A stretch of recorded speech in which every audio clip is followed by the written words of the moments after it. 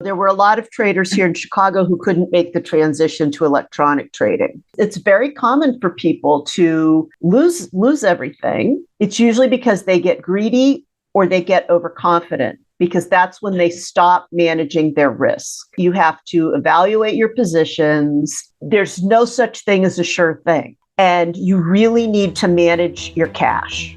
Hey everyone, welcome to the Anarchy Podcast. 99% of traders will never make consistent profits. So why listen to the 99% of advice? On this show, we're going to challenge some of the most hallowed and repeated tenets of trading, and in doing so, set you up to succeed where others fail. Spoiler alert, we don't have a secret strategy or magic wand that will let you skip out on the hard work of learning the markets, but we can debunk viewpoints that are holding you back. If that sounds good to you, come join us. Hey, everybody, and welcome to the podcast. Today, we are lucky enough to have Annie Logue, the writer of Day Trading for Dummies.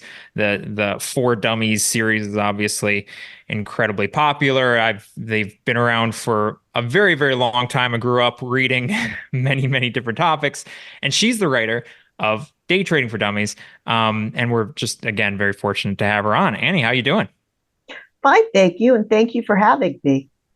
Well, of course. We're very fortunate. I read this. I'd read Day Trading for Dummies briefly. I mean, a really, really long time ago. It's been a really long time. I didn't remember any specifics, so I refreshed myself on it. But again, thank you for writing that book. It's really, really, really good. There's a lot of great stuff in there.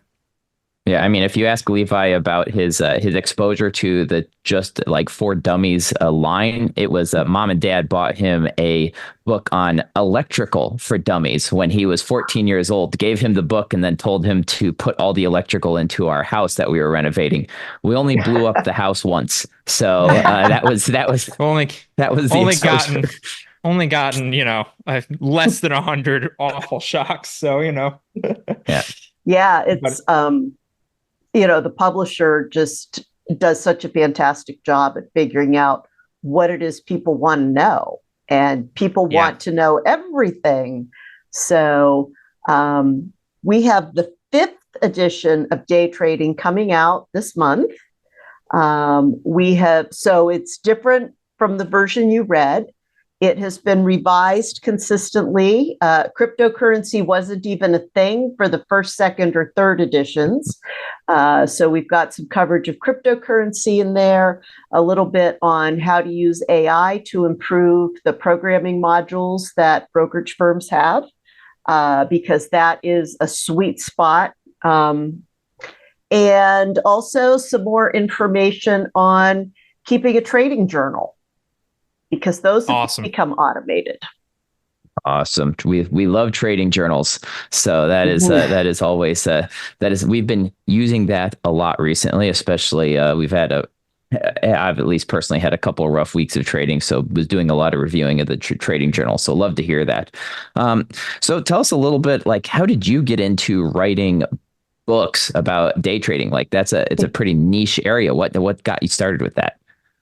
Well, I started, years ago, I had a traditional finance job. I worked for an investment bank.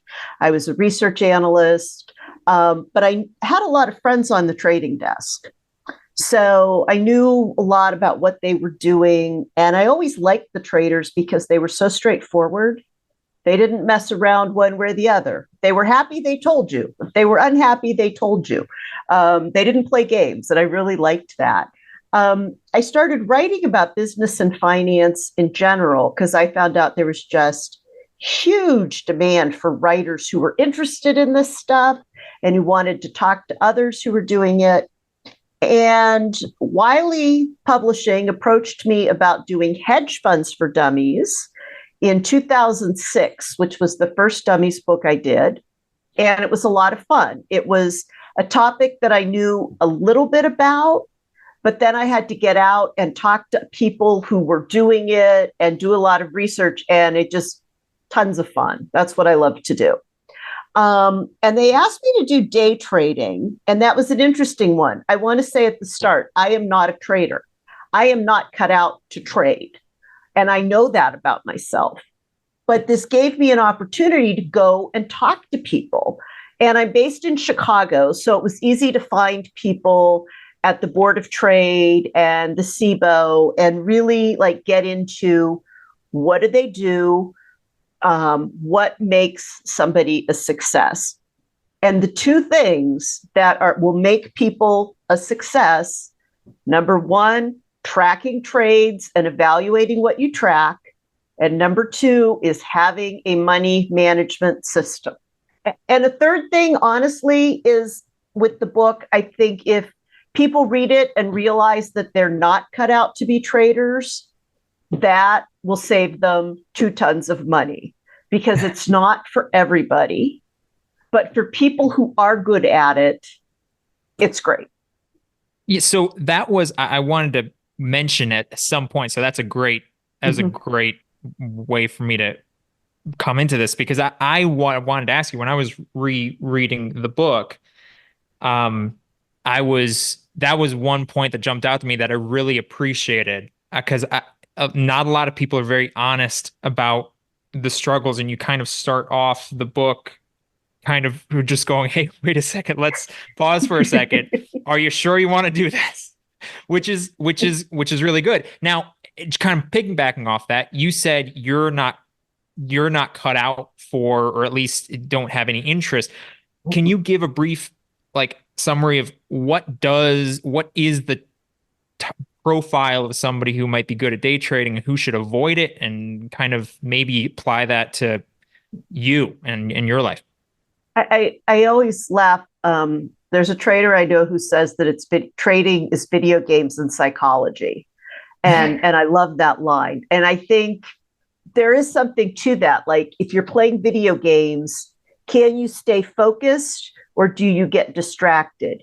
Can you follow the game to the end or do you get waylaid by different traps and things? And so I think that's one way to kind of think about it. And I don't concentrate well. I've got it's just like, I want to research. I want to get way into things. And that is not good for a trader. I will tell you that right now. If you like doing research, if you want to tear apart a balance sheet and find out what's going on, you're going to be a crummy trader. Okay. Because traders have to think about what they see on the chart in front of them at that moment. And they can't let themselves get distracted by all of the noise, all of the background, right? And so I think that alone is one sign of whether or not you're good. And then if you get into the psychology part of Roger's video games and psychology description, how do you handle setbacks? How do you handle doubt, fear, greed, uncertainty, which will destroy a trader? There's here in Chicago, there are psychologists who specialize in working with people who are trading down at the board because they can get into their heads. They could be doing fine and then they get into their heads and they have trouble getting out of it. And I think that's, are you able to stay impersonal? Are you able to keep your passions down when markets are moving against you? Because the market, increasingly, it's not even a person. It's all electronic trading. And if you're going to let yourself get psyched out by what you see, you're going to make mistakes. You're going to lose money. And you're also going to have more stress in your life than you need to have. So again, this is is this something that you think is fun where you can stay focused and you can manage your emotions? Or is this something where you're going to get distracted, you're going to get dragged down? Because there are other ways to make money and there are other ways to spend your time. Yeah, it's funny.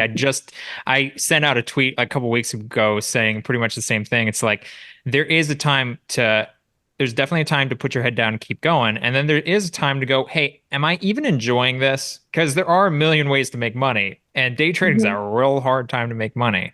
Now, you talked about it is like day trading is very unique because you have the ability to lose money rather than Mhm. most jobs where you just don't make money if you're bad, but you have the ability to lose money. And so it's funny you mentioned there, like, did you hear about people who have experiences of being good and then like losing it? Because that happened. Like a great example of this is like baseball. It's like people get the yips where they'll be Mhm. really good and then they just lose it because it's like it's mental. It's a very mental game. Like, do you see that happen? Did you hear Mhm. about that happening a lot? And was there a way It has people got through it? happened. Yeah, yeah. And it's been interesting. There were a lot of traders here in Chicago who couldn't make the transition to electronic trading Mm, because they could manage everything when they were in the pit. And then, I mean, pit trading's been over for, I think there might still be one or two pits, but it's kind of an artifact. It's like some people still like the idea of open outcry. So I don't know. Um, but I think, yeah, it's very common for people to lose everything. And it's usually because they get greedy or they get overconfident, because that's when they stop managing their risk, right? You always, always, always have to have some kind of downside protection in there in the form of a stop, and you have to evaluate your positions, and there's no such thing as a sure thing, right? And you really need to manage your cash. So the simplest way, which is the William Gann system, is just you never put more than 10% of your capital on any one trade, right? And that way you could have a minimum of 10 positions. And if one of them craps out, you still have others, right? yeah. So doing that, even if you are sure it's a good thing, there are more complicated money management systems, especially as you collect more data about your own performance so that you get your own edge, your own odds. But if you're just starting out, just start with a nice, simple Gann system, 10%, that's it. And it does seem counterintuitive because you're like, well, but that's a sure thing or it's a good thing. But the fact of the matter is, half the time it's not good. So you want to be able to protect those losses, and you want to have powder so that you can get back in. And that's how you're going to last. And nothing is a Yeah. sure thing in trading, right? We all know that honestly, the way most people blow accounts is they know it's a sure thing, so they move their stop loss, and that sure thing drives them Right. directly into the ground, even for experienced traders. So Mm-hmm. that's so true. So Annie, let me ask you, okay, you have day trading for dummies. For Mm-hmm. someone who is just getting into day trading, like why would they buy the book? Can you just give us like an overview? Like we're starting to talk, I think, around the subject, but would love to hear from you directly. Okay, I like this, our podcast, 95% of them are new traders. Mm-hmm. Like, why should they buy the book? What's in it, and how could it help them? Especially, in this day and age, everything is on YouTube and podcast. It's all audio. So why book? And you're talking to Levi and I. We love books. Levi actually, I like sharing tidbits about Levi. Of course, this is what happens when you do a podcast with your brother. Levi, when he was in high school, spent 1 year reading so many books on one side. He would never switch side. He laid on his left side that he actually caused himself to have back problems because he would never turn over. He would lay on his left side, head propped up, and he caused significant damage to his actual body because he would lay on one side without moving for hours, and not hours over the course of days, weeks, and months.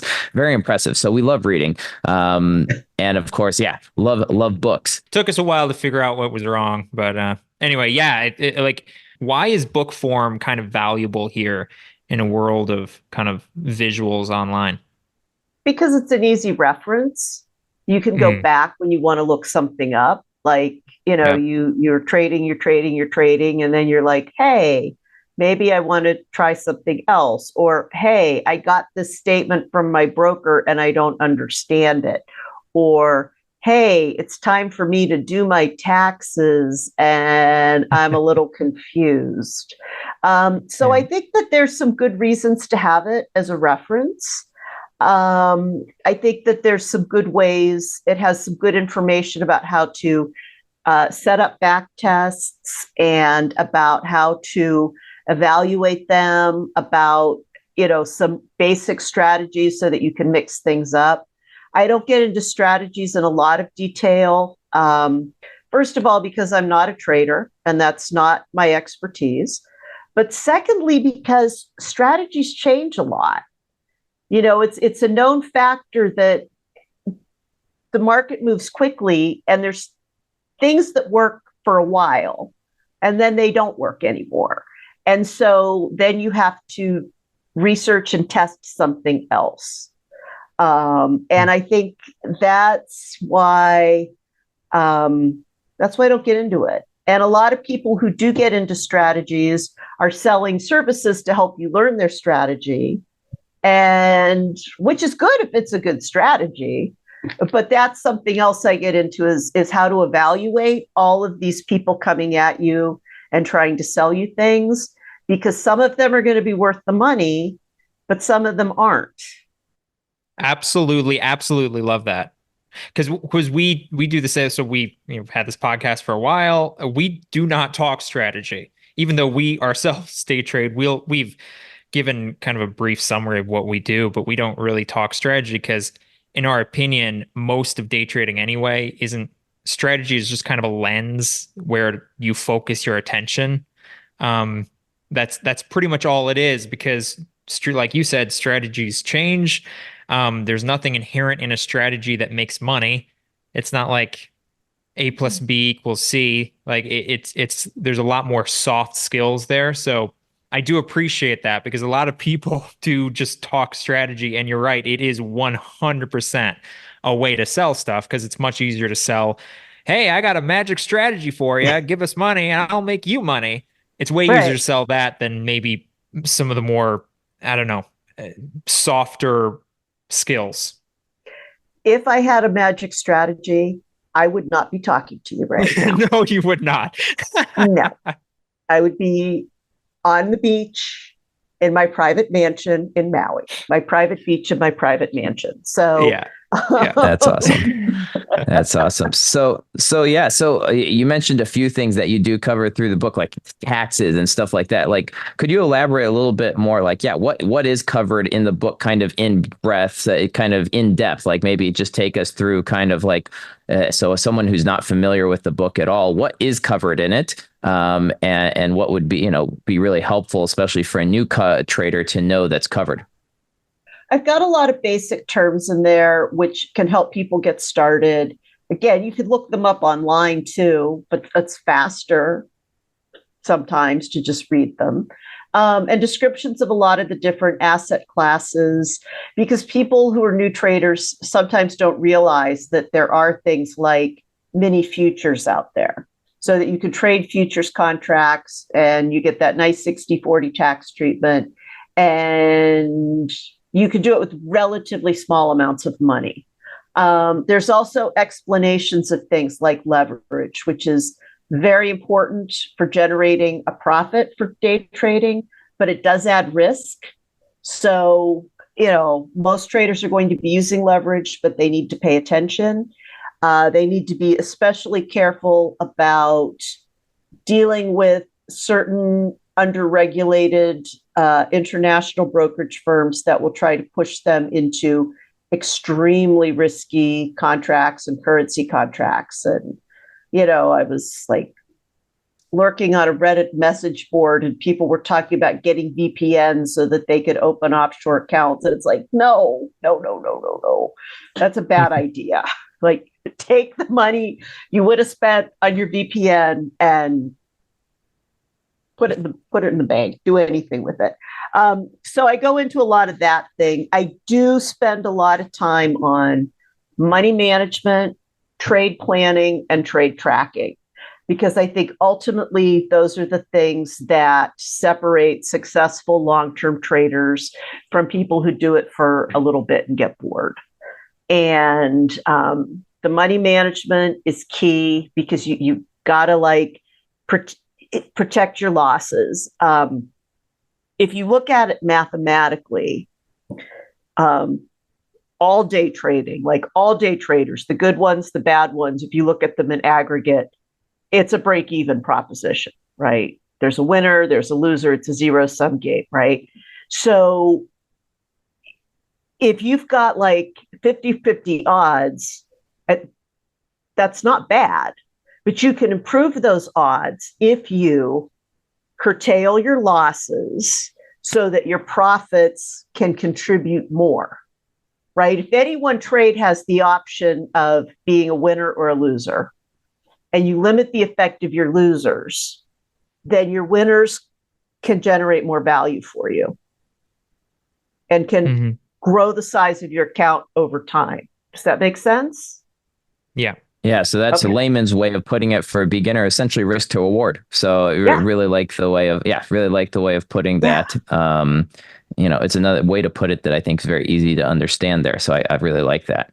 So that's what you have to focus on. And that's why having a money management system becomes important, because then, if you place 10 trades, 5 are winners, 5 are losers, you cap your losers so you don't lose more than 10% on them. Your winners can get 20, whatever more than that. And then suddenly your account value starts to grow. Totally makes sense. And yeah, it's something that we talk about a lot is honestly, if you want to be a good trader, you just have to be able to manage your risk. It really is what it comes down to. Do you cover prop firms in your book at all? A little bit, like what, Top Step, and there's a couple others. Oh, there's a bunch of them now. There's a bunch, we just we've been discussing them because a bunch of them have been crashing and burning recently, and they've been in the news a lot with multiple one of them either getting shut down or not being able to take U.S. clients now because they're regulated and everything. So I was just curious how much that was covered in the book or not. A little bit. I mean, it's an option for traders who want more trading capital, but you do have to demonstrate your abilities, and then somebody's going to take a cut of your profits. So I think it's an option for some people. I don't know that it's the best route for most people. Some of them do have traders who will work with you to help you develop a strategy and things like that. But if you could develop a strategy well enough to qualify to join a prop firm, then you're probably okay on your own.